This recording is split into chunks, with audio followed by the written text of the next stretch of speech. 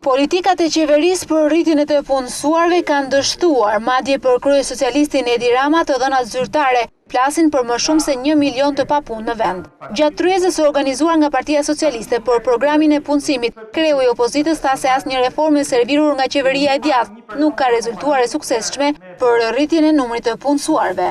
Çdo 2 shqiptar në moshë pune vetëm njëri punon, atëherë pyetja që ngrihet është pse që nga të pavërteta vlerësimet tona dhe më vonë edhe të institucionet pavarura me nkrye Bankën e Shqipërisë, se sot në Shqipëri janë 1 milion e ca më shumë të papunë.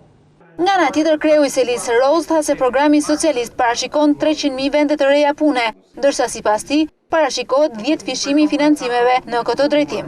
Mund të shënjestrojmë me kurajo objektivin e 300.000 vendeve të reja pune. Do ta 10 fishojmë financimin publik për punësimin, nisur nga çka sot paguhet për punësimin.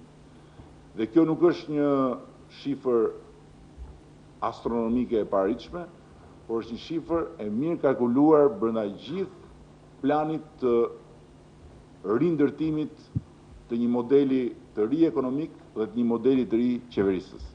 Dërsa ka evidentuar faktin se gjysma e grave dhe e të rinjve në vend janë të papunë, kreu i Partisë Socialiste tha se nëse Shqipëria do të zgjidhë problemin e ekonomisë, kjo realizohet përmes rritjes së ekuilibrit gjinor.